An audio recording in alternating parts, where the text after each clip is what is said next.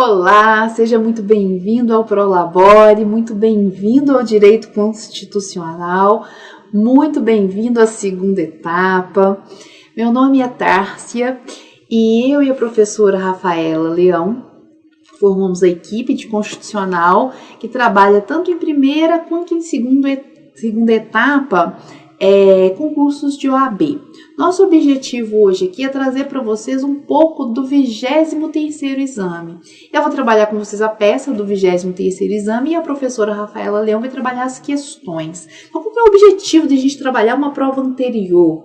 O objetivo é a gente entender a banca, entender a estrutura das respostas, o que é que a banca espera da gente, o que é que ela espera que a gente encontre no caso que ela apresenta. Então, isso tudo é construção de conhecimento para a prova. Você já deixou a primeira etapa para trás, está de parabéns, é difícil, né? Mas agora a gente começa a viver, passar daquela felicidade, euforia de passar pela primeira etapa, a gente começa a viver a angústia da segunda etapa, porque é um mundo novo de conhecimento, né? Instruções novas no edital, ideias diferentes, estrutura de estudo diferente para a gente se adaptar.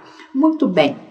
Eu quero convidar você então para assistir essa correção da última prova com esse intuito, aprender com a banca, o que é que eu tenho que identificar dentro da história que a banca me traz, quais são os marcadores que me identificam que peça que eu vou escolher, como é que eu vou responder as questões, a professora Rafaela vai trabalhar esses detalhes com vocês também.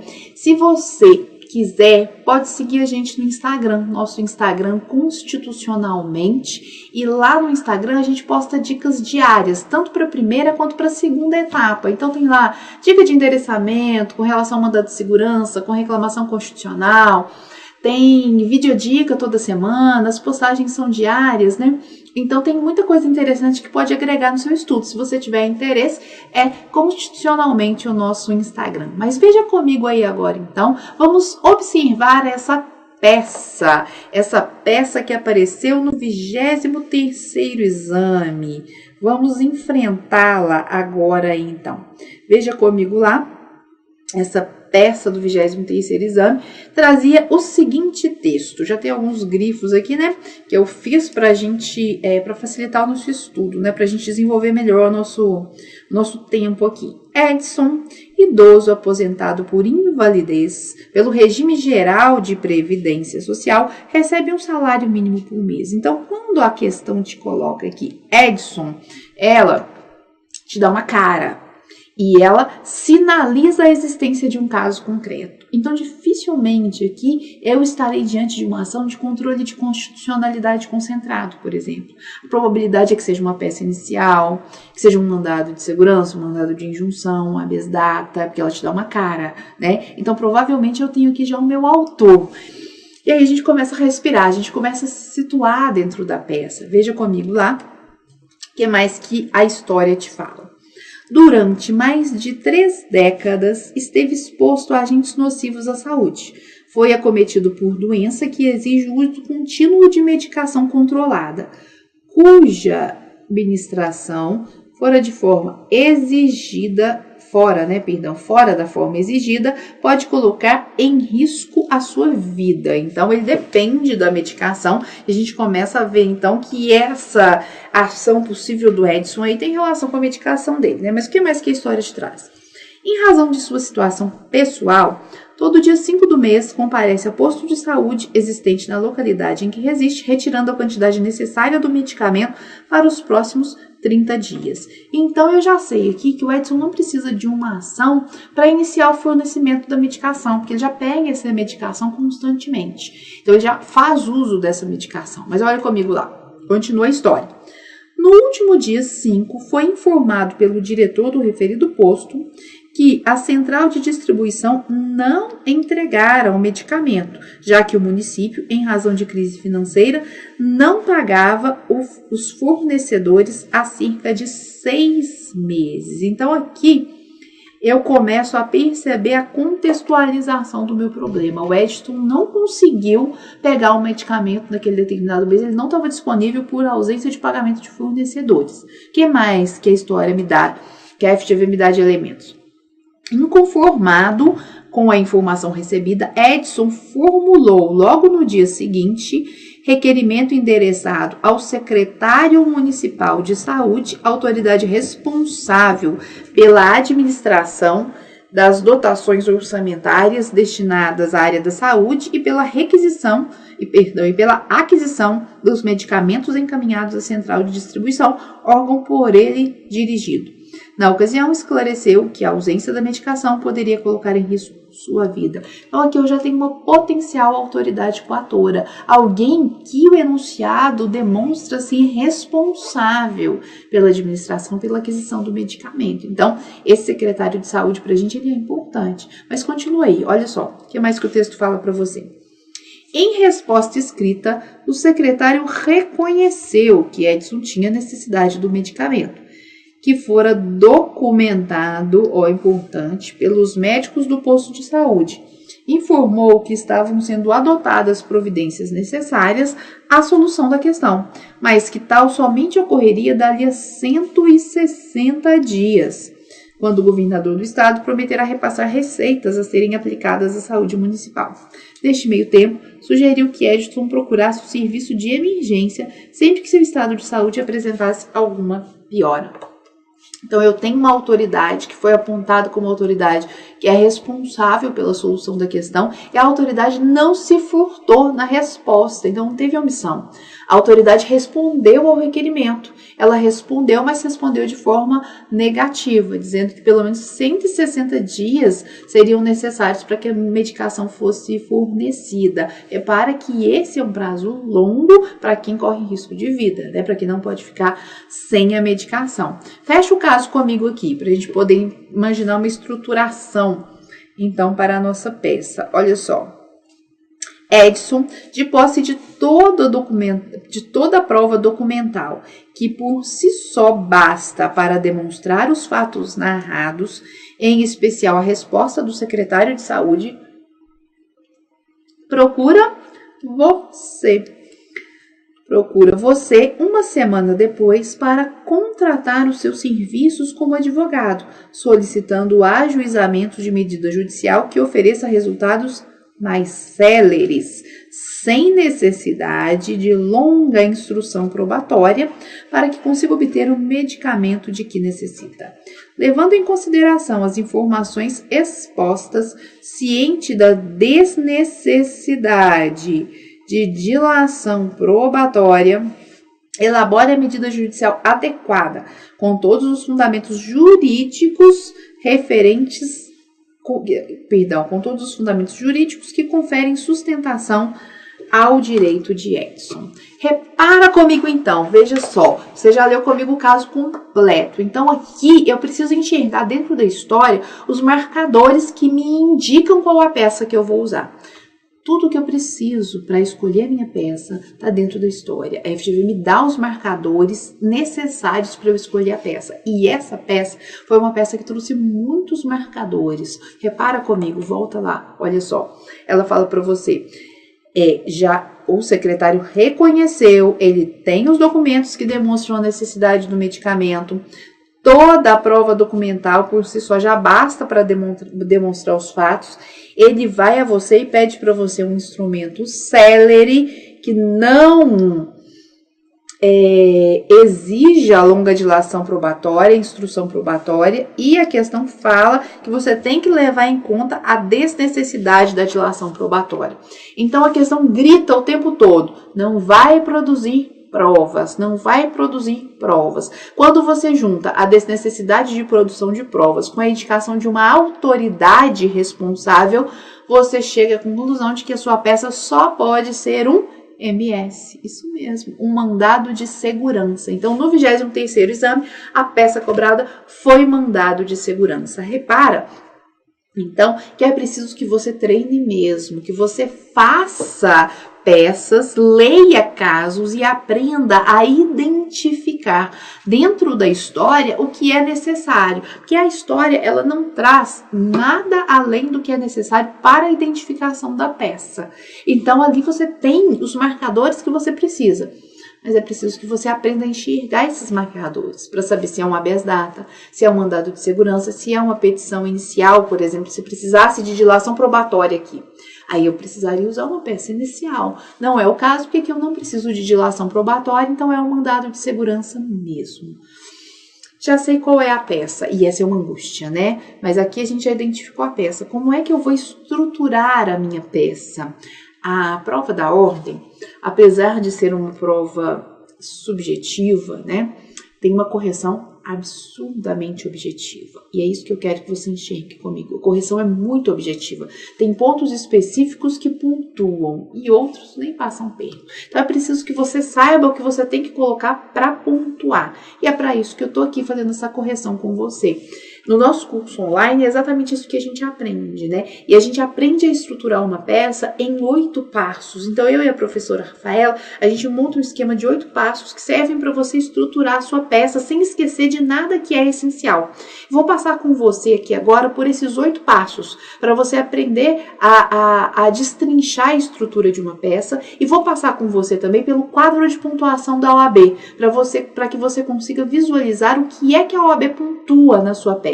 Então acompanha comigo, olha só, veja lá, aqui então o finalzinho da nossa peça, eu tenho agora aqui, ó, esqueleto da peça. Esse esqueleto da peça é para você guardar do seu coração. Todo remédio constitucional, toda peça inicial, a gente trabalha dentro desses 8 passos, todos. Então você usa esses 8 passos para criar para você uma zona de conforto na hora de fazer sua peça. Então, como é que você faz? Você chega, lê o caso, respira, volta no caso, identifica quais são os marcadores. Identificou os marcadores? Ótimo. Já sei qual é a minha peça. É um habeas data. Minha peça é um mandado de segurança. Minha peça é uma petição inicial. Você já sabe a peça. Aí o que você vai fazer? Você vai no rascunho para estruturar esses 8 passos. É disciplina, é treinamento, e é isso que faz você passar na segunda etapa. Não é um dom miraculoso para escrever peça, é treinamento. Então, é nessa base que a gente estrutura o nosso curso online, treinamento. No curso online você tem módulos de 30 minutos de teoria, 30 minutos de prática. Então, 30 minutos de teoria para mandado de segurança, 30 minutos de prática de mandado de segurança. A gente redige uma peça de mandado de segurança com você. O que a gente vai fazer agora é avaliando esses 8 passos. E depois você pega o material que você recebe quando você adquire o curso, e lá você tem um mandado de segurança, uma peça inédita para redigir e depois para conferir o espelho. Então você redige a peça na folhinha pautada igual a da OAB e depois confere no espelho que vai com a peça, uma peça que foi redigida já por nós, pela nossa equipe, e você verifica o que é que você fez de correto, o que é que você fez de errado, o que é que você esqueceu, que fundamento que você não usou, que pedido que você não usou, se deu tudo certo, e aí você consegue ter um bom parâmetro para saber como é que você está. A gente não passa na prova de segunda etapa sem treinamento. E esse treinamento passa pela consciência desses 8 passos. Acompanha comigo. Então, você está lá no seu simulado, na sua prova, em casa, leu a peça, identificou? Vamos para os 8 passos. Você precisa passar por esse esqueleto de peça. Primeiro passo, olha comigo aqui, endereçamento. E então a gente estuda as formas de endereçamento, mas o endereçamento basicamente é: qual órgão do judiciário vai receber o meu pedido? Minha petição contém um pedido. Quem é apto para responder esse pedido? Então eu vou endereçar a minha peça. Para a Justiça Federal, para a Justiça Estadual, competência originária do STF, então é do STJ a competência. Então nesse primeiro ponto eu identifico o endereçamento. Então, excelentíssimo senhor ministro do Supremo Tribunal Federal, excelentíssimo senhor ministro presidente do Supremo Tribunal Federal. A gente, tem a técnica, tem que escrever tudo, não pode colocar abreviado, a técnica direitinho para treinar os endereçamentos. Então, primeiro, o endereçamento. Vou para o meu rascunho e coloco endereçamento. Se no rascunho eu quiser escrever excelentíssimo senhor ministro, presidente do Tribunal de Justiça do Estado X, se a prova me deu essa informação, ou do Tribunal de Justiça, 3 pontinhos, eu coloco. Se não, eu coloco só TJ, STF. Então, coloco aqui o endereçamento lá no meu rascunho. No nosso caso, no caso concreto que a gente tem, volta lá no caso comigo. Eu sei que a autoridade coatora é o secretário municipal, sei que é o secretário municipal de saúde. Se a autoridade coatora é o secretário municipal de saúde, eu estou dentro de um âmbito relacionado ao Estado. Mas repara que o caso não me fala qual Estado, fala governador do Estado, secretário municipal de saúde, mas não fala Estado X, Estado Beta, não fala isso pra gente. Então tem como a gente saber qual o Estado. Então repara comigo lá, olha só para você ver. Tenho lá secretário municipal de saúde e tenho aqui governador do Estado, mas não sei qual Estado. Não tem a informação de que Estado é esse. Então o que eu vou fazer? Colocar XXX, não dá, ou pontinho, pontinho, pontinho. A gente padroniza no nosso curso o pontinho, pontinho, pontinho. Mas o edital me fala que quando eu não tenho a informação, eu posso usar ou XXX ou pontinho, pontinho, pontinho. Não posso criar a informação. Eu nunca na prova vou inventar informação. Então, nesse caso, em alguns casos, a prova fala Estado Beta, Estado Gama, Estado Z, Estado X. Aqui a prova não falou. Então, para minha segurança, respeitando o edital, eu não vou inventar. Mas continua comigo lá. Fiz o meu endereçamento. Eu vou para o preâmbulo. O que tem no meu preâmbulo? Autor, peça e fundamento jurídico, réu. Nesse caso, o meu autor é o Edson. Vou colocar o autor e a qualificação do autor, de acordo com o CPC, baseado nos artigos do CPC. Aqui, a questão, ela só te fala autor. Ela não te dá só te fala o autor, o Edson. Ela não te dá as demais qualificações do autor. Volta lá comigo para você ver. Quando eu pego a estrutura da peça, o texto fala Edson, idoso, aposentado. Fala que é aposentado, mas não me dá outros elementos. Não me fala o endereço eletrônico dele, não me fala o endereço dele. Eu não posso inventar essas informações. Eu vou colocar pontinho, pontinho, pontinho, ou então endereço, pontinho, pontinho, pontinho, CPF, pontinho, pontinho, pontinho, mas não posso inventar essas informações, isso de fato eu não posso fazer. Então eu coloco o autor, escolho a peça, a gente já sabe que nesse caso é um mandado de segurança. Volta no esqueminha comigo lá, olha só. Eu sei que aqui, ó, é um mandado de segurança. Eu tenho que colocar a peça e o fundamento jurídico da peça. Esse fundamento jurídico aqui é o artigo da Constituição e o artigo da lei em que eu me baseio para fazer a peça. Isso é essencial. Isso geralmente pontua. Os quadros de pontuação do exame da ordem, eles variam um pouco de uma prova para outra. Então, a gente faz um apanhado geral e orienta o aluno a colocar tudo aquilo que geralmente vem pontuando, né? E essa fundamentação jurídica geralmente pontua. Então, eu vou colocar texto da Constituição e texto de lei em que eu baseei a minha peça. Além disso, no meu preâmbulo, vai também o réu e a sua qualificação. No caso do mandado de segurança, o réu é a autoridade coatora. E a autoridade coatora que nós vimos aí é o secretário municipal. Então, quando a gente viu lá o secretário de saúde do município, é que foi apontado como autoridade responsável. Então, é ele que vai ser a autoridade coatora que a gente vai apontar na nossa peça.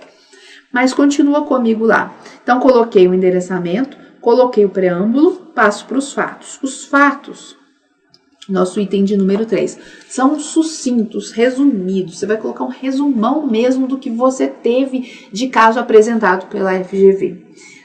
Olha a dica. Os fatos, eles não pontuam. É muito raro, desde que a FGV é a banca, a gente não tem nenhuma prova em que no quadro de pontuação venha ponto para a discriminação dos fatos. Mas é lógico que você não vai fazer uma petição sem fatos. Então você não vai gastar muito tempo nos fatos. Você vai fazer um resumão, um apanhado daquela história que foi contada com os principais elementos e só. E vai passar para os fundamentos. Aí dentro dos fundamentos jurídicos é que você vai colocar os artigos todos referentes àquela história. Nesse nosso caso, por exemplo, envolve direito à saúde. Então você vai buscar dignidade da pessoa humana no artigo 1º da Constituição, você vai vai buscar o artigo 196, você vai colocar os elementos que você lembrar. Nunca dá pra gente saber, quando a gente está ali no momento da prova, o que é que a OAB vai pontuar como fundamento. Então, tudo que eu lembrar de fundamentação, todos os artigos, eu vou lá no meu índice remissivo, procuro saúde, tudo quanto é artigo que tem lá de saúde, eu vou citar. Mas não só citar o artigo, vai falar da dignidade da pessoa humana, falar do texto e colocar o número do artigo. Você nunca vai transcrever o artigo, mas sempre vai colocar o número do artigo, fazer o número do artigo 196, artigo 1º, artigo 5º, e colocar e tratar daquele assunto de que o artigo fala, sem transcrever, mas dizendo com as suas palavras aquela previsão. Então, acompanhou comigo? Volta lá. Você colocou, fez o endereçamento, falou aqui do preâmbulo, falou dos fatos de forma bem sucinta, todos os fundamentos jurídicos que você lembrou, tutela antecipada. Nem sempre é um item que eu vou usar. Em muitas peças não vai haver necessidade da tutela. Como que eu vou saber se tem tutela ou não? Texto, caso concreto, o caso que a prova te deu. Nesse caso, a prova fala pra gente que o sujeito vai morrer se ele não tomar a medicação e que ele não vai receber a medicação, não recebeu a medicação, e que o secretário de saúde já falou pra ele que ele só vai receber dali a 160 dias. Vou pedir tutela? Claro que vou, senão o homem vai morrer. Então eu preciso, nesse caso, de tutela antecipada de forma muito clara.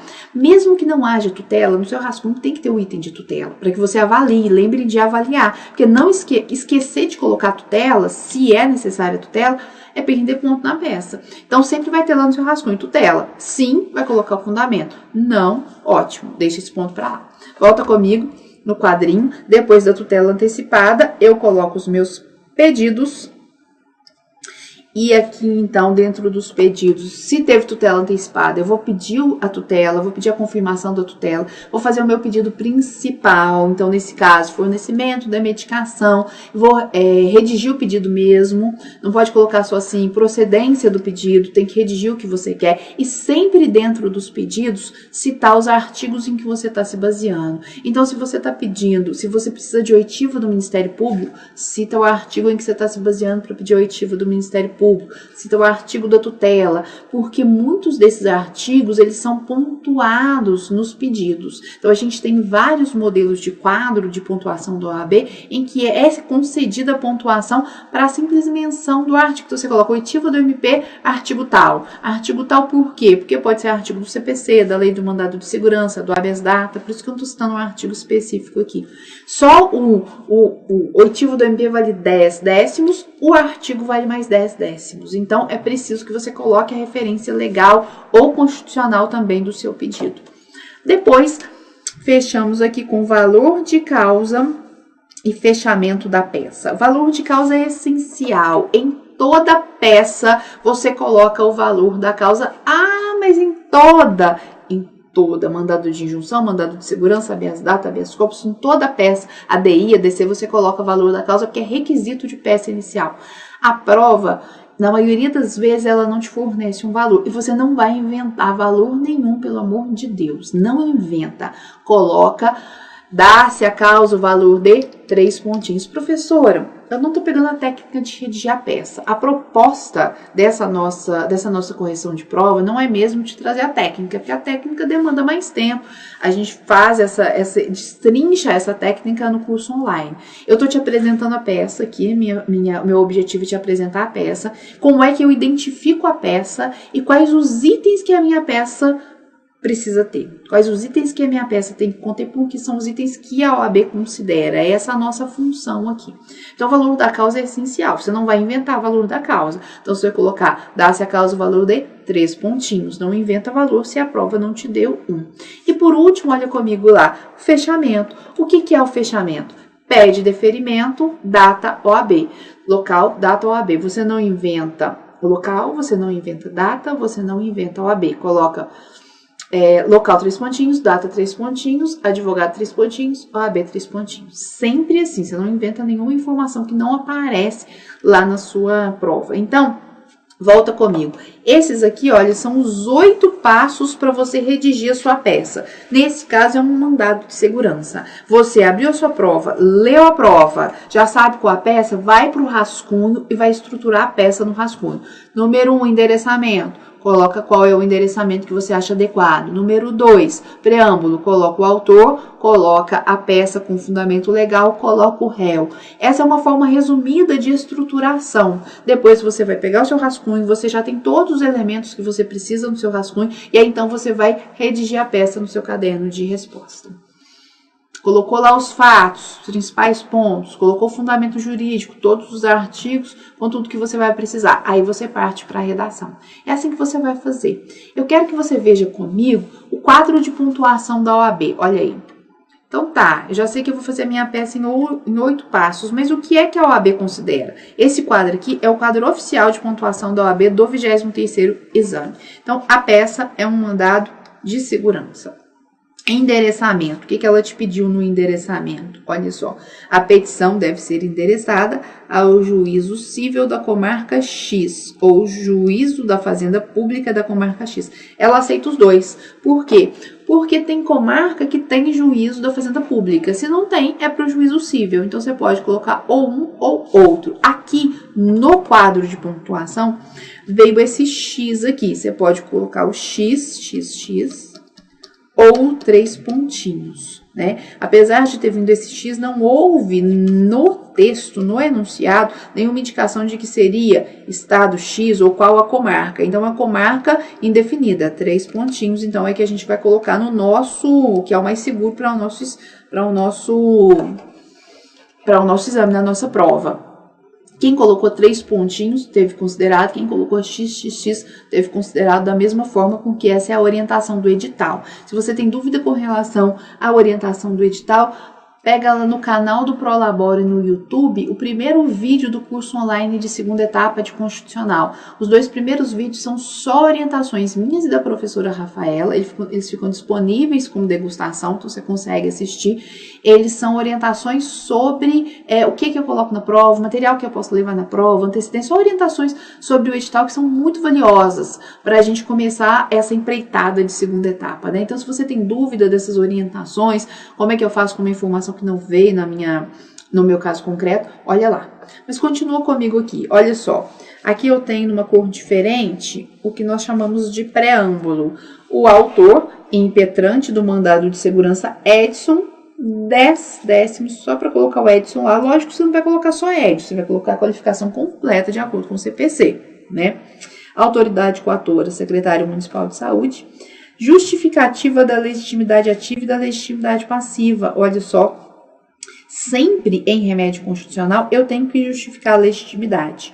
Aqui, a OAB colocou essa justificativa junto com a escolha do impetrante e da autoridade coatora no preâmbulo, mas essa justificativa eu não coloco no preâmbulo, senão o meu preâmbulo fica muito inchado, porque no preâmbulo eu já tenho que colocar as qualificações, né? Eu coloco na fundamentação. Então, quando eu faço a fundamentação de remédio constitucional, eu sempre justifico a escolha do remédio constitucional, justifico a escolha do impetrante e justifico a escolha da autoridade coatora. Meu sujeito passivo e a minha peça tem que ser justificados, eu tenho que fundamentar por que foi que eu escolhi. Isso pontua geralmente. Aqui você consegue ver comigo, ó.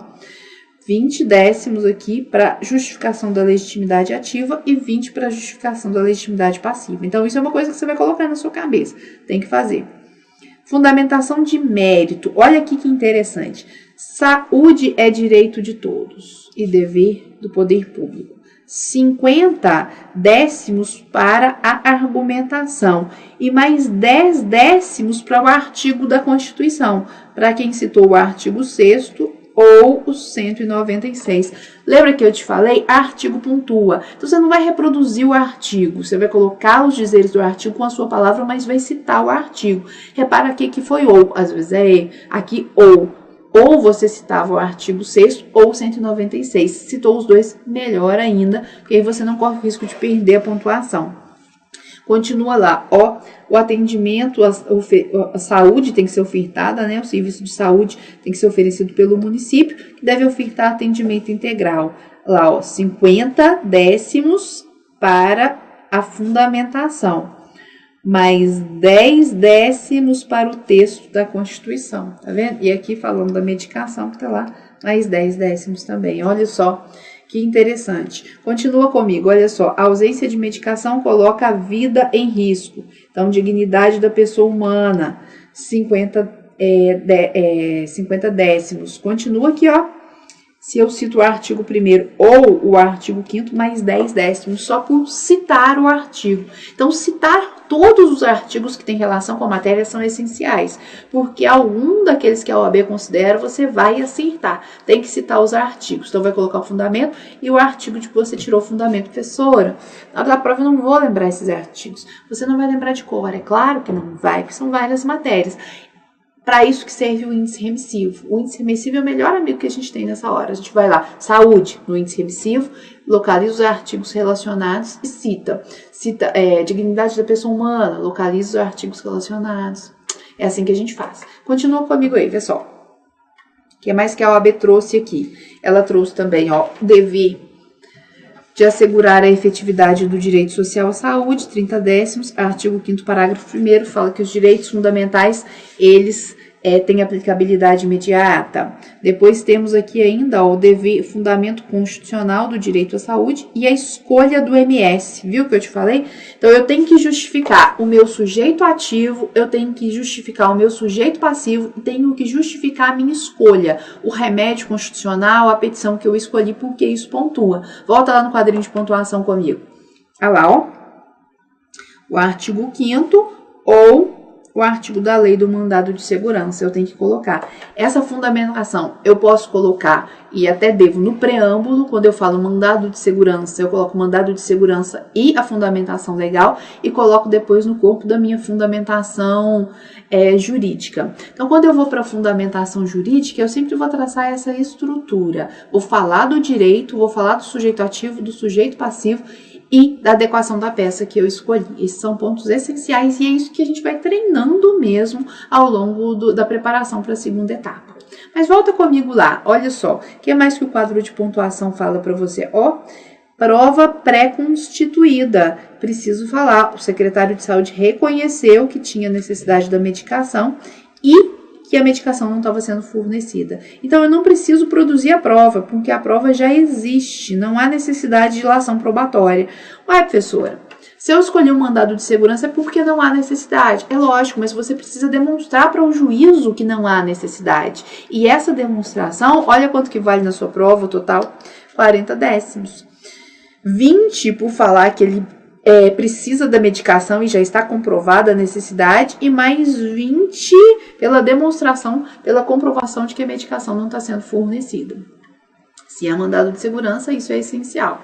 Olha lá, ó. Depois, a OAB, a FGV, ela traz uma fundamentação aqui, ó, uma pontuação para a liminar, que é essencial nesse caso. Relevância, né? Da fundamentação está expressa nos argumentos de mérito. Então, você tem que repetir aqui aqueles argumentos do risco de saúde, do Edson, comprovação de que a medicação não está disponível e risco da ineficácia da medida. Se eu deixo para fornecer a medicação lá no final do processo, ele já provavelmente não vai precisar mais, porque há risco de vida. Então, tem que colocar esses elementos lá para a tutela. Repara que aqui na tutela, nesse caso, não teve pontuação para fundamento legal, mas em outros quadros de pontuação de outras provas, a gente vê pontuação para o fundamento legal. Nesse caso, você pode usar o CPC, mas é mais adequado que você use a lei do mandado de segurança, porque lá a lei fala em concessão de liminar para mandado de segurança. Então, se você está em remédio constitucional, o ideal é que você use a própria lei do remédio constitucional para fundamentar. Continua comigo lá? Veja só, pedidos. O que foi que a OAB pontuou nesse caso? Concessão da liminar para que a autoridade restabeleça o fornecimento da medicação. Ao final, procedência do pedido com a confirmação da concessão da ordem, né, dando caráter definitivo à tutela. Aqui, nesse caso, a pontuação de pedidos ela foi sucinta. Em muitos casos, eu tenho um desdobramento maior dos pedidos, mas esses três, eles não podem faltar, são essenciais no caso de tutela. Pedido de tutela, pedido de procedência do pedido e pedido de confirmação da tutela. Geralmente, no treinamento que a gente faz no curso online, a gente estrutura da seguinte forma: pede a tutela, 2, pede a confirmação da tutela. 3, pede a procedência do pedido. E ainda que aqui venha só os dizeres procedência do pedido, você não pode colocar só isso na prova, não. Você tem que redigir mesmo qual o pedido que você quer que seja declarado procedente. Fornecimento da medicação, tem que redigir. Volta comigo lá para o nosso fechamento, o valor da causa. Olha só, 10 décimos só por colocar o valor da causa. Não pode perder esses décimos assim à toa. E por último, fechamento, mais 10 décimos. Ó, local, data, assinatura e OAB. Professor, mas não tem nada disso. Não tem. Você vai colocar local, 3 pontinhos. Data, 3 pontinhos. Assinatura, 3 pontinhos. OAB, 3 pontinhos. Então, você coloca só isso, né? Na assinatura, você vai escrever advogado lá, né? Advogado, 3 pontinhos. OAB, 3 pontinhos. Quer colocar o XX? X pode. A gente padroniza aqui uns 3 pontinhos para ter exatamente um padrão mesmo para efeitos da prova. Mas você pode colocar, então, XXX se você quiser. 10 décimos só para esse finalzinho, só para esse fechamento da peça. É ponto que você não pode perder. E a gente trabalhando com simulado, nessas turmas todas, aí a gente vê, a pessoa treina, na hora que ela vai para o simulado, a ansiedade, ela coloca o valor da causa, esquece de colocar o fechamento, esquece de colocar o valor da causa. Por isso essa estruturação em 8 passos, ela é tão importante. Na hora da prova, a ansiedade é muito grande. Então você sentou, leu a peça, respirou, vai para o rascunho, coloca os 8 passos. Se você preferir, até coloca primeiro os 8 passos e depois vai preenchendo. Coloquei endereçamento. Qual que é o endereçamento? Coloca. Coloquei o preâmbulo. Ah, qual que é o meu preâmbulo? Coloca fechamento. E aí depois você usa o rascunho para fazer sua peça. São orientações essenciais para quem está iniciando essa empreitada aí de segunda etapa. Nosso objetivo aqui não era realmente fazer a peça, mas saber quais os elementos essenciais na peça para o meu estudo. Eu desejo a vocês excelentes estudos, excelente prova.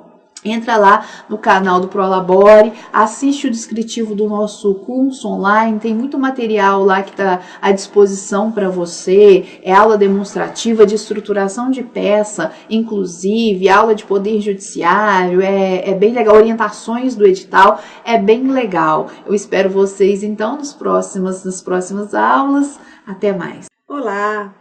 Meu nome é Rafaela Leão e o objetivo dessa aula é corrigirmos as questões discursivas do 23º exame da OAB.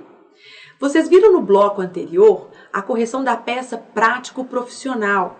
No 23º exame, caiu um mandado de segurança individual. Ficamos muito felizes com essa peça e mais felizes ainda porque os nossos alunos haviam treinado incansavelmente um mandado de segurança.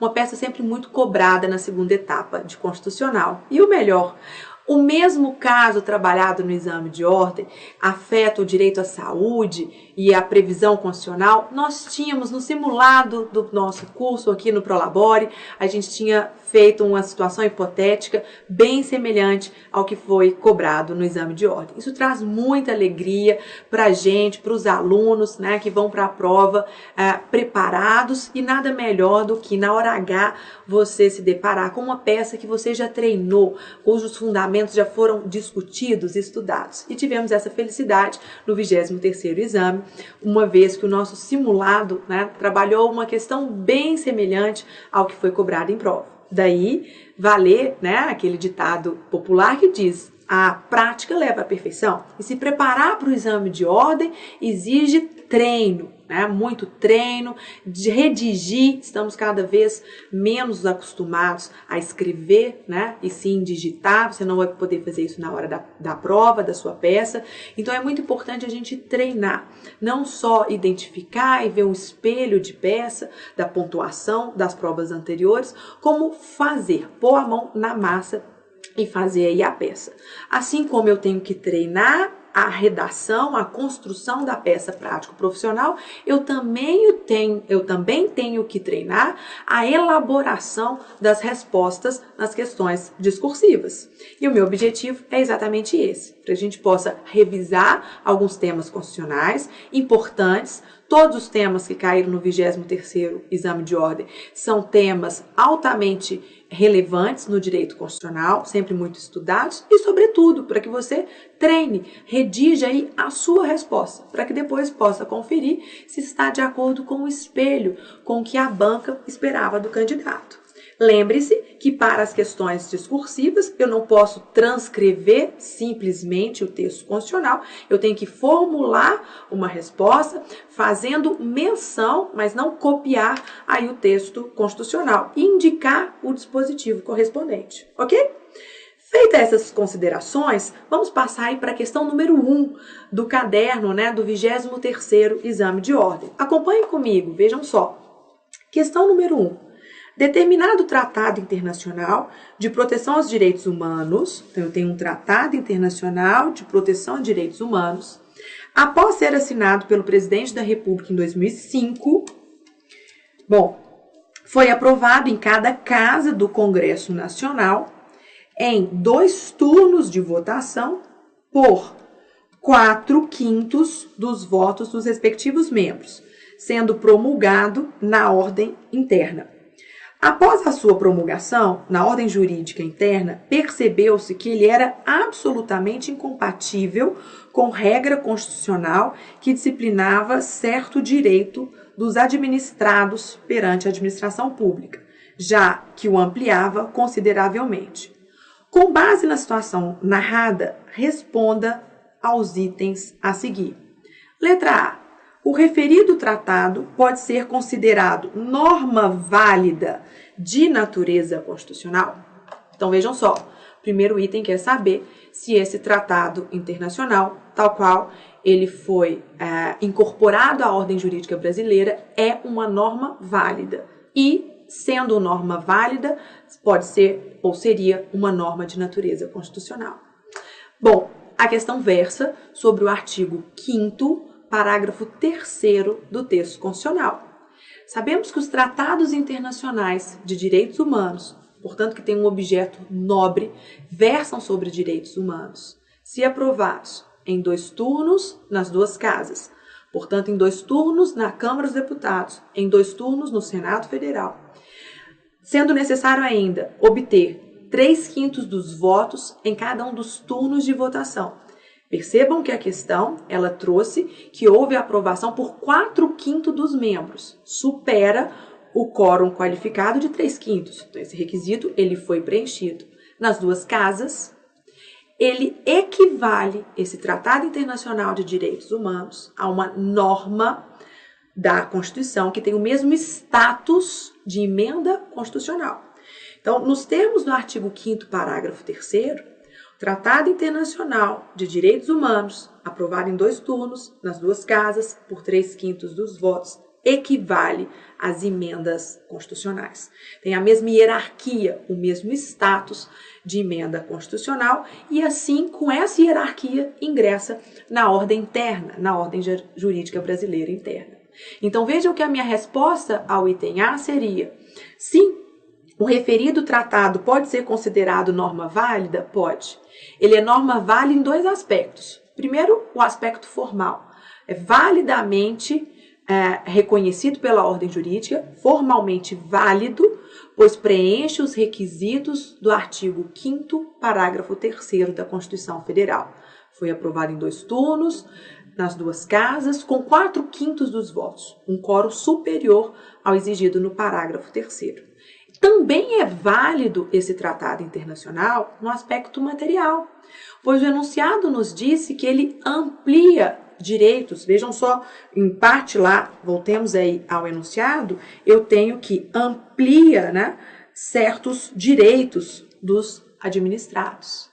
Se ele amplia certos direitos, e agora numa análise no aspecto material, eu não tenho aqui afronta ao artigo 60, parágrafo 4º da Constituição Federal, as famosas cláusulas pétreas. Então, esse tratado internacional, também no aspecto material, ele é válido. Há uma validade aqui no aspecto material, pois não afronta cláusulas pétreas. Minha resposta, ela passaria por esses 2 argumentos. Eu vou, então, colocar que sim, É válido esse tratado internacional formalmente por atender os requisitos do artigo 5º, parágrafo 3º da Constituição Federal e materialmente por não violar cláusula pétrea nos termos do artigo 60, parágrafo 4º. E mais, é uma norma válida de natureza constitucional, à medida em que ele equivale a uma emenda à Constituição. Ele tem o mesmo status, a mesma hierarquia de norma constitucional. E aí você teria os 0,75 pontos atribuído a esse item A. Ok? Item B, vejam só. Caso seja identificado algum vício de inconstitucionalidade, seria possível submeter esse tratado ao controle concentrado de constitucionalidade realizado pelo STF, valendo meio ponto esse item. Primeira coisa, não se esqueça, respondido o item A, no seu caderno de respostas, você logo, para não se esquecer, coloque item B. Eu tenho que identificar o item. Não basta você trazer a resposta sem a identificação, sob pena de não ser atribuídos pontos à sua questão, ainda que você responda corretamente. O edital ele é expresso em exigir que o candidato, nas questões discursivas, identifique a sua resposta, se referente ao item A, ao item B. Então, coloquei aí item B. Pergunta é, caso haja algum vício de inconstitucionalidade, ele se submete, esse Tratado Internacional de Direitos Humanos, ao controle concentrado de constitucionalidade? Opa! Falou em controle concentrado, em abstrato de constitucionalidade, realizado pelo STF, imediatamente eu tenho que relacionar as ações próprias do controle concentrado de constitucionalidade, quais sejam ADI, ADC, ADO, ADPF e ADI interventiva. Nesse caso, questiona-se um vício de inconstitucionalidade. Então, seria objeto de uma ADI. O meu raciocínio, portanto, pode um tratado internacional de direitos humanos ser objeto de ADI perante o Supremo Tribunal Federal? Essa, em outras palavras, é a questão colocada no item B. E a sua resposta será sim, pode ser objeto de ADI. Por quê? Nos termos do artigo 102, inciso 1, a linha A da Constituição Federal, compete ao STF, que é o guardião da Constituição, processar e julgar originariamente as ações diretas de inconstitucionalidade que tenham, por objeto, lei ou ato normativo federal ou estadual que afronte a Constituição Federal. O que eu vou entender, Rafaela, por esse termo, ato normativo? Ato normativo, que pode ser objeto do controle concentrado de constitucionalidade, são os atos normativos primários. E as emendas à Constituição ou tratados internacionais de direitos humanos recepcionados na ordem jurídica como emendas à Constituição são, portanto, atos normativos. Sendo um ato normativo, claro, pode ser objeto da ação direta de inconstitucionalidade. Então, a sua resposta seria nesse sentido. Sendo identificado um vício de inconstitucionalidade, esse tratado internacional ele pode ser objeto das ações do controle concentrado de constitucionalidade perante o Supremo, porque considera-se esse Tratado Internacional de Direitos Humanos um ato normativo. Nos termos do artigo, faço referência ao dispositivo constitucional, para ter mais alguns décimos, artigo 102, inciso 1, a linha A da Constituição Federal. Ok? Passemos para a questão de número 2, do 23º exame da OAB. Vamos lá. Acompanhem comigo. João, vereador do município X,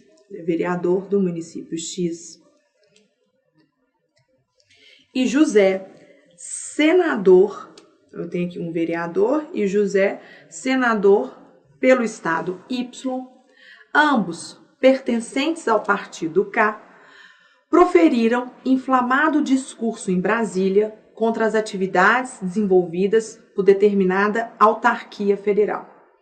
Ao final, concluíram que os resultados alcançados nos últimos anos por essa pessoa jurídica de direito público, portanto, a autarquia federal, eram pífios, o que era mais que esperado, já que o seu presidente, o senhor Antônio, era sabidamente inapto para o exercício da função. Ao tomar conhecimento do discurso, o senhor Antônio ficou transtornado. Afinal, era servidor público de carreira e era conhecido por todos pela lisura e seriedade do seu comportamento.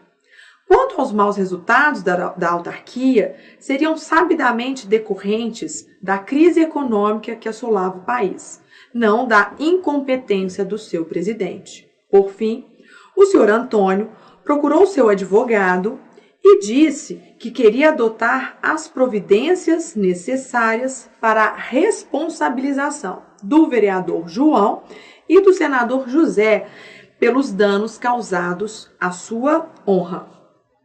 Considerando a situação hipotética apresentada, responda de forma fundamentada os itens a seguir. Item A. O vereador João e o senador José podem ser responsabilizados civilmente pelas ofensas à honra do senhor Antônio? Muito bem. Ora. Estamos diante de um tema muitíssimo cobrado em nossa disciplina, que diz respeito às imunidades parlamentares.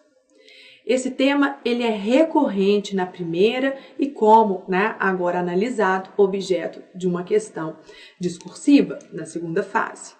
Vejam que a sua resposta ela será dividida na análise em separado de 2 parlamentares, do João, que é vereador do município X, e do José, senador pelo estado Y. Então, eu tenho que necessariamente mencionar os 2 parlamentares, porque as regras, as imunidades, elas são diferentes em relação a deputados federais, senadores e, sobretudo, em relação a vereadores.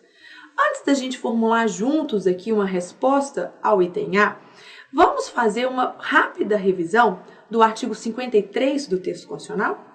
Venham comigo aqui na folha em branco para que a gente possa rapidamente lembrar alguns conceitos. Então vejam que estamos tratando do chamado Estatuto dos Congressistas. Me refiro ao Estatuto dos Congressistas para destacar o regime jurídico que os parlamentares têm e o que a Constituição Federal prevê como imunidades, direitos, proibições, as hipóteses de perda do mandato. Ou seja, aqui destacamos a leitura dos artigos 53 a 56 da Constituição Federal, que vão versar sobre esse regime jurídico dos congressistas, dos parlamentares, merecendo destaque entre esse regime jurídico próprio as imunidades parlamentares. Faz parte, então, do que consignamos chamar de Estatuto dos Congressistas, as imunidades parlamentares. Imunidades parlamentares. Bom, essas imunidades, como sabemos, podem ser de 2 tipos. Falamos em imunidade material, que é exatamente a trazida aí na questão, artigo 53, caput da Constituição Federal, diz respeito então à inviolabilidade pelas palavras, votos e opiniões que o parlamentar tem. A princípio analisamos para deputados federais e senadores, é necessário, claro, que esteja no exercício das suas funções, e ainda as chamadas imunidades formais. As imunidades formais, por sua vez, se subdividem em imunidade quanto ao foro. Deputados federais e senadores têm foro por prerrogativa de função em ação penal, são processados e julgados originariamente no STF. Confiram aí agora o artigo 53, parágrafo 1º da Constituição Federal. Tem ainda foro quanto à prisão. nos termos do artigo 53, parágrafo 2º da Constituição Federal, só podem ser presos em flagrante de crime inafiançável, estão lembrados? E ainda a imunidade, quanto uma imunidade também formal, a imunidade quanto à ação penal, quanto ao processo penal, que pode ser sustado por maioria absoluta dos membros da casa a qual pertença o parlamentar. Maioria absoluta da Câmara, sendo deputado federal, ou maioria absoluta do Senado, sendo senador. Nos termos, por sua vez, do artigo 53, parágrafo 3º da Constituição Federal. Essa possibilidade, né, de sustação da tramitação, do processo penal, sustação da ação penal. Muito bem, o que a gente deve lembrar aqui? A imunidade material, nos moldes aí do artigo 53, caput da Constituição, ela é válida para deputados federais, ainda senadores, estendendo-se a deputados estaduais, deputados distritais e vereadores. No entanto, tomem muito cuidado. No caso dos vereadores, eu tenho que conjugar o artigo 53 caput da Constituição combinado com o artigo 29, inciso 8º do texto constitucional. Artigo 29, inciso 8º do texto constitucional. Porque, embora o vereador ele tenha imunidade material, ele é inviolável civil e penalmente por suas palavras, votos e opiniões, o artigo 29, inciso 8º, diz que essa inviolabilidade ela é restrita à circunscrição do município. Então, há uma limitação em relação ao vereador. Enquanto os deputados e senadores eles são invioláveis civil e penalmente por suas palavras, votos e opiniões, em qualquer localidade do território nacional, exigindo-se apenas que estejam no exercício do mandato, que as palavras proferidas guardem pertinência com o mandato eletivo. No caso de vereador, são necessários preencher 2 requisitos. É necessário, né, que seja compatível com o mandato eletível, mas a imunidade material ela fica circunscrita, ela fica limitada àquela circunscrição do município, onde o vereador, então, exerce o seu mandato eletivo, ok? Então, eu devo combinar o artigo 53 caput com o 29, inciso 8º, no caso dos vereadores. E a imunidade formal? Bom, a imunidade formal, quanto ao foro, quanto à prisão ou ao processo penal, ela é válida, volta lá no seu esqueminha, vejam só, a gente pode colocar aqui também, né, essa regra, por sua vez, a imunidade formal, ela é válida aos deputados federais, senadores, deputados estaduais e distritais. No entanto, muita atenção, não há que se falar em imunidade formal para os vereadores. Então, destaquem aí. O senador, ele não possui vereadores, perdão, aqui, ó, os vereadores não possuem imunidade formal. Não possui as imunidades formais. Estão lembrados? Os vereadores não possuem imunidades formais.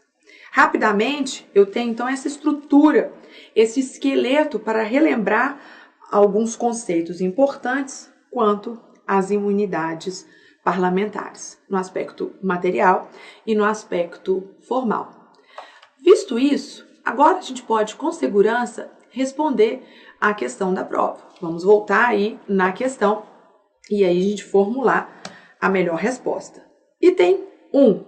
O vereador João e o senador José podem ser responsabilizados civilmente pelas ofensas à honra do seu Antônio?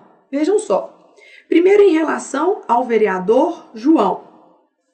O vereador João, por ser vereador do município X, foi dada pela questão.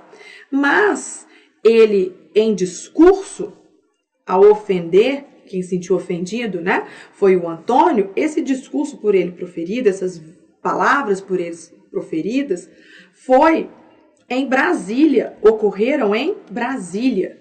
Ou seja, em Brasília. Deixa eu corrigir aqui. O João, ele não estava na circunscrição do município. Logo, o vereador João, sim. Sua resposta será sim. Ele poderia ser responsabilizado. Sim, ele poderia ser responsabilizado civilmente, né? Uma vez que a inviolabilidade por suas opiniões, palavras e votos, no caso aqui as opiniões e palavras, ela é restrita, como acabamos de ver, como vimos, é restrita à circunscrição do município. A circunscrição do município. E vejam, ele estava fora do seu município, o município X. Não estando na circunscrição do município, ele não tem a imunidade material e sim pode ser responsabilizado, né? É necessário que preencha esses dois requisitos. Esteja restrito à circunscrição do município e nos termos, né, do artigo 29, inciso 8º, e mais esteja no exercício do mandato. Lembre-se, você tem que indicar o dispositivo constitucional. Então, na sua resposta, além de mencionar que sim, o João, vereador, ele pode ser responsabilizado, que em que pese os vereadores tenham imunidade material, ela é limitada à circunscrição do município, eu indico, é pontuado, a gente tem alguns décimos aí, para o dispositivo constitucional. Então, fazer menção, você não precisa transcrever a literalidade, mas referir-se ao artigo 29, inciso 3º da Constituição Federal. Ok? Ainda na letra A, eu preciso examinar agora o caso do senador. Vejam só. Então, respondemos em relação ao João. Mas em relação ao José, que é senador da República. Bom, em relação a José, a minha resposta seria não. Ele não poderá ser responsabilizado civilmente. Ele não poderá ser responsabilizado civilmente, uma vez que ele é inviolável pelas suas opiniões e votos. E suas opiniões, e aqui as palavras, né? Nesse discurso inflamado em Brasília. Então, tomem nota aí. Não pode ser responsabilizado civilmente, pois é inviolável pelas opiniões e pelas suas palavras, ok? Pelas suas palavras, no exercício do mandato e mais, nos modos, nos termos, também vou indicar aqui, do artigo 53, caput da Constituição Federal. E para deixar a minha resposta completinha, ainda acrescentaria. Ainda, né, cabe ressaltar que compete ao Congresso Nacional, conforme artigo 49, inciso 10 da Constituição Federal, artigo 49, inciso 10, fiscalizar e controlar os entes da administração indireta, como é o caso, né, em comento, uma autarquia federal. Então, a fiscalização dos atos praticados pelo senhor Antônio como presidente da autarquia federal é de competência do Congresso Nacional e não pode o senador ser responsabilizado por suas opiniões e por suas palavras. Ele tem um manto à proteção da imunidade material. Ok? Você fecha aí o item A. Item B, voltemos aí ao item B. O vereador João e o senador José, nas circunstâncias indicadas, seriam alcançados por alguma imunidade formal? Agora, te pergunta sobre a imunidade formal. Passível de influir na sua responsabilidade penal? Vejam só, também vou dividir a minha resposta em uma análise em separado, do João e do José. O João, vereador, não possui imunidade formal. Por essa razão, ele sim pode ser responsabilizado penalmente. Ok? Essa é a primeira parte aí da sua resposta. Ela não se estende ao vereador. No entanto, José, senador da República, ele não pode ser responsabilizado penalmente. Ele tem imunidade formal. E aí você vai indicar. Quanto ao foro, é processado e julgado perante o STF, nos termos do artigo 53, parágrafo 1º. Quanto à prisão, que é o parágrafo 2º, e quanto ao processo penal. De forma que você iria, então, reproduzir aí na sua resposta do item B, essa parte aqui do nosso esqueminha, né? O senador José possui imunidade formal, que consiste na impossibilidade de ser preso, salvo flagrante de crime inafiançável, cito o comando constitucional, artigo 53, parágrafo 2º. Essa imunidade formal ainda diz respeito à possibilidade da tramitação do processo penal ser sustado por maioria absoluta do Senado Federal, ok? Além de responder eventual ação penal perante o STF. No entanto, em relação ao João, vereador, ele não possui imunidade formal. Conforme artigo 29, inciso 8º, que acabamos de mencionar, os vereadores apenas possuem imunidade material, inviolável por suas palavras, votos e opiniões na circunscrição do município. Tranquilo? Essa é a resposta completíssima da questão número 2. Vamos à questão número 3? Acompanhem comigo. Vejam só. Ernesto, de nacionalidade boliviana, imigrou para a República Federativa do Brasil em 2000 e, desde então, com a aquiescência das autoridades brasileiras, fixou residência no território nacional. Bom, o 23º exame ocorreu em 2017. Então, o Ernesto já tem 17 anos de residência no Brasil. Ok? Eu posso fazer essa inferência.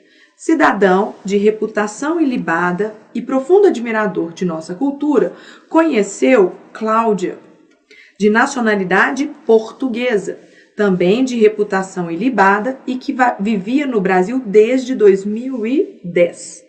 Então, vejam que a Cláudia já reside aqui no Brasil, portanto, há 7 anos. A portuguesa reside aqui há 7 anos, ao passo que Ernesto, boliviano, né, fixa residência no território nacional em 2000, então já possui 17 anos de residência. Pois bem,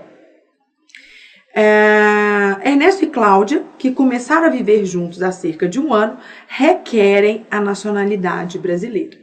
Para surpresa de ambos, os requerimentos foram indeferidos. No caso de Ernesto, argumentou-se que as suas características pessoais, como idade e profissão, não se enquadravam nas diretrizes da política nacional de imigração. Quanto a Cláudia, argumentou-se a ausência de utilidade na naturalização, já que, por ser portuguesa, seria alcançada pelo Estatuto da Igualdade entre portugueses e brasileiros. Inconformados com os indeferimentos, Ernesto e Cláudia procuraram seus serviços como advogado para que a situação de ambos fosse objeto de criteriosa análise jurídica.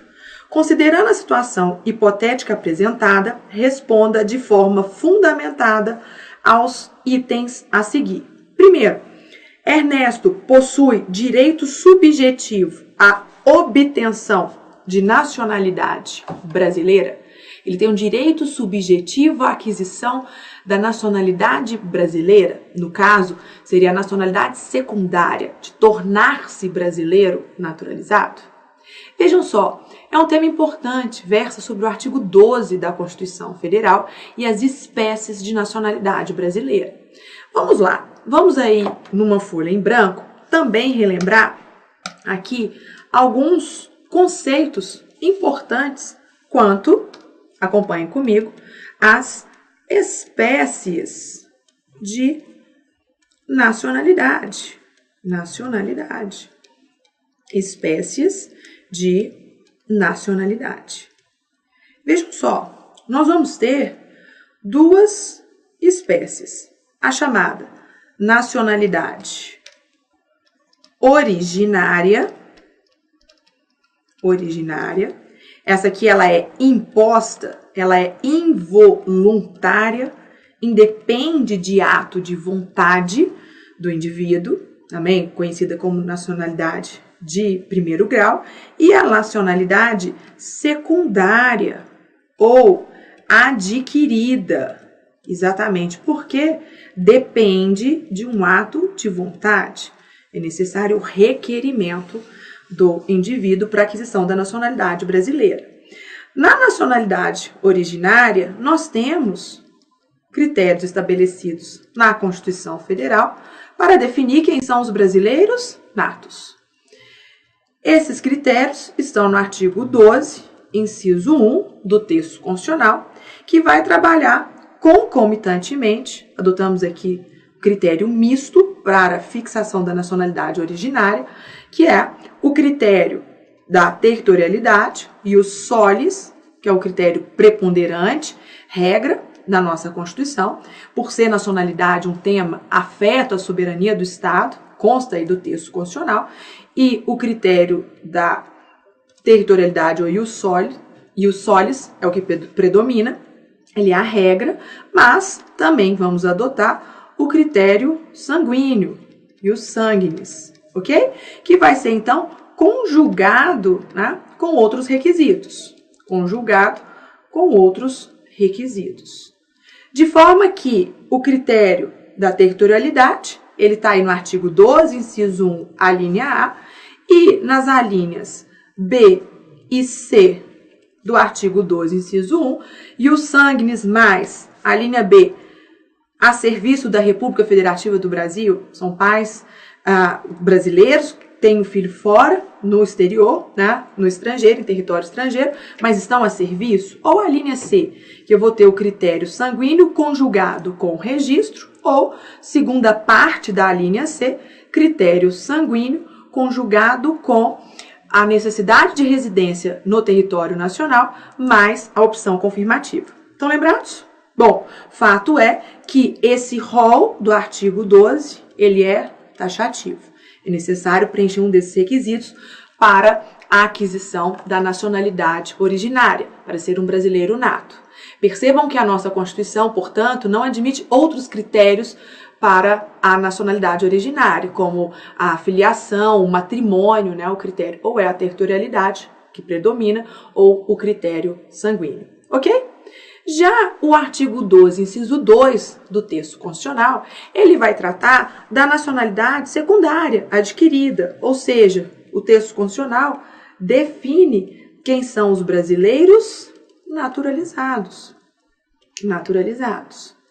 São as hipóteses aí do artigo 12, inciso 2 do texto constitucional. E o inciso 2, por sua vez, pode ainda ser classificado em naturalização ordinária e naturalização extraordinária, ou também chamada de quinzenária. Ok? Naturalização extraordinária ou quinzenária. A naturalização ordinária, ela decorre das hipóteses previstas em lei. Atenção, temos lei nova aqui, é a lei 13.445 de 2015, lei de migração, que vai trazer requisitos para a aquisição, por isso que também é chamado de nacionalidade adquirida, da nacionalidade secundária, para tornar-se brasileiro naturalizado. A Lei 13.445, ela revoga o Estatuto do Estrangeiro, né, a Lei 6.815. Ou o artigo 12, inciso 2, a linha A, ainda vai trazer uma situação aqui excepcional, especial, para os estrangeiros oriundos de países de língua portuguesa. E aí a linha A traz, né, como requisito menos rígido do que a naturalização extraordinária, que exige-se para os estrangeiros oriundos de países de língua portuguesa apenas residência há mais de um ano no país, um ano ininterrupto, e idoneidade moral. Então complete lá no seu esqueminha. Ou é na hipótese da lei, ou será para os oriundos de países cuja língua oficial é a língua portuguesa. Nós vamos ter aqui, né, a necessidade de residência há mais de um ano e idoneidade moral. Recordaram aí? Essa é a hipótese da linha A do artigo 12, inciso 2. Já a naturalização extraordinária, ela segue os moldes da linha B do inciso 2. E ela é extraordinária porque é válida para qualquer estrangeiro, seja ele oriundo de país de língua portuguesa ou não. Extraordinária também chamada de quinzenária porque os requisitos, eles são mais rígidos. Esse estrangeiro tem que residir há mais de 15 anos, não ter condenação penal, e se comprova o fato de não ter condenação penal, tanto no Brasil quanto no país de origem, mas desde que requeira, ok? Então tem 3 requisitos, você pode também completar lá no seu quadro, né? Necessário aqui, residência há mais de 15 anos, sem condenação penal e desde que requeira. Haja aí o requerimento, ok? O que é importante a gente destacar aqui? A naturalização extraordinária, ela é um direito subjetivo do indivíduo. Um direito subjetivo. Significa dizer que se o estrangeiro preencheu a esses requisitos, preencheu a todos os requisitos, residência há mais de 15 anos, não tem condenação penal e fez o requerimento, ele tem um direito líquido e certo a tornar-se um brasileiro naturalizado. Então vejam só, se é um direito subjetivo, caso seja indeferido esse pedido, esse requerimento dele, ele pode inclusive manejar um mandado de segurança, pois trata-se de um direito subjetivo. E é exatamente a situação colocada no enunciado. O Ernesto, ele reside aqui há 17 anos, portanto mais que 15 anos. O enunciado nos coloca que ele tem uma reputação ilibada, não há condenação penal e houve o requerimento. Então, sim, ele tem direito de adquirir a nacionalidade secundária, de tornar-se um brasileiro naturalizado, exatamente porque é um direito subjetivo do indivíduo a naturalização extraordinária. Diferente, vejam só, acompanhem aqui comigo, da naturalização ordinária. Nas hipóteses da Lei 13.445, eu tenho aqui um ato discricionário que decorre da soberania do Estado brasileiro. Ou seja, pode um indivíduo preencher os requisitos da Lei 13.445 e ainda assim o seu pedido ele ser indeferido. Vejam que, de qualquer forma, é necessário, né, o requerimento. Não é possível tornar-se brasileiro naturalizado automaticamente pelo simples fato de permanecer, residir aqui no Brasil por um certo lapso temporal. Mas, na forma da lei de imigração, esse é um ato discricionário. Na soberania que o Estado brasileiro tem, ela pode ser deferida ou indeferida. Tá? Voltemos com esse esqueminha, né, esse resumo do artigo 12, a nossa questão. Olha só. Então, vamos lá na tela agora a questão. Letra A. Ernesto possui o direito subjetivo à obtenção de nacionalidade brasileira? Sua resposta, sim, ele possui.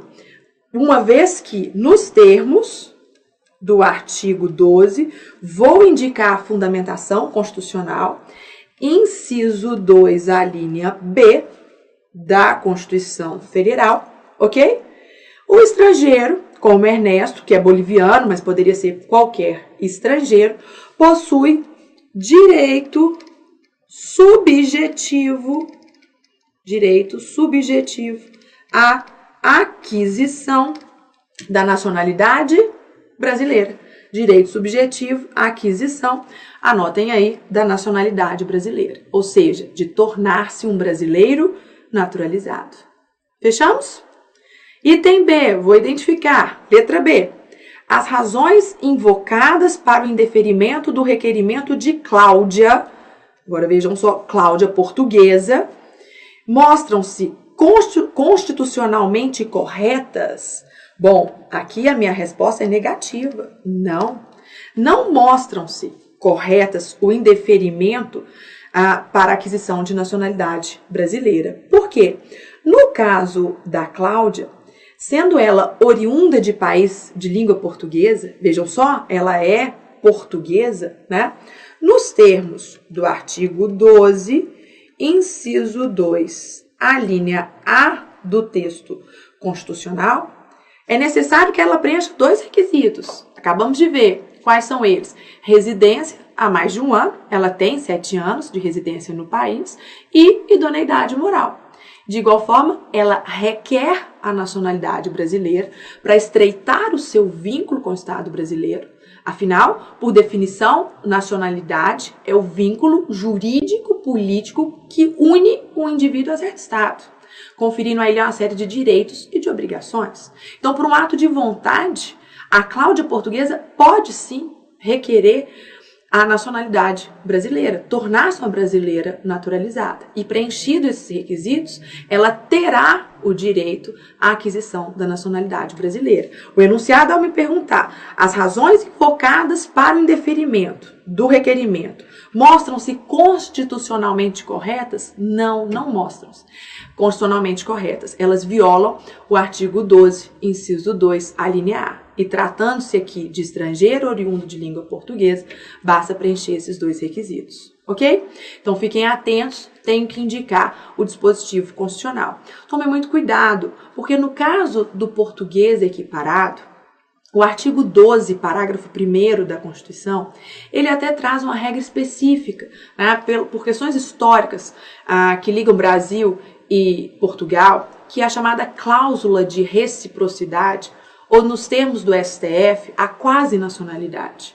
De fato, enquanto houver reciprocidade em favor dos brasileiros, lá em Portugal, e há hoje essa reciprocidade, os portugueses que aqui estão no Brasil, eles são quase nacionais. Eles não precisam requerer a nacionalidade brasileira. E a eles será assegurado a utilização dos mesmos direitos dos brasileiros naturalizados, ok?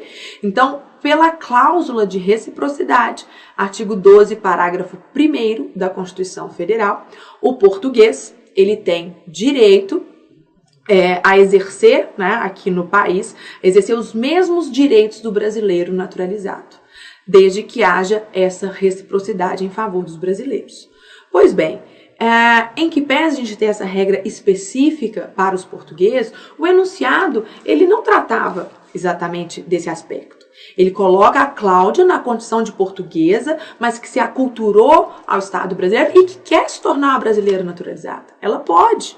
Ela não quer ficar aqui na condição de brasileira, de portuguesa equiparada, e sim de brasileira. Ela vai requerer, ela preenche os requisitos, 1 ano de residência, supera 1 ano de residência, idoneidade moral, então tem o direito de aquisição de nacionalidade brasileira. Isso deveria constar do item B. Chegamos à última questão do 23º exame de ordem. A questão de número 4 também não trouxe nenhuma surpresa. Tratou de um tema muito estudado no direito constitucional, referente ao Conselho Nacional de Justiça. Confira comigo, vejam só. Determinado cidadão jurisdicionado apresentou reclamação perante o Conselho Nacional de Justiça, perante o CNJ, em face de juiz do trabalho. Ao apreciar o caso, o CNJ, em sessão presidida pelo conselheiro-presidente do STF, reconhece da reclamação e instaura PAD, processo administrativo disciplinar. Considerando que os fundamentos da defesa já tinham sido amplamente apresentados pelo juiz do trabalho em suas manifestações públicas, o CNJ, em prol da celeridade processual, afastou a necessidade de nova manifestação do referido agente, tendo decidido pela aposentadoria do magistrado com proventos proporcionais ao tempo de serviço. Considerando a seguinte situação hipotética, responda aos itens a seguir. Item 1, letra A.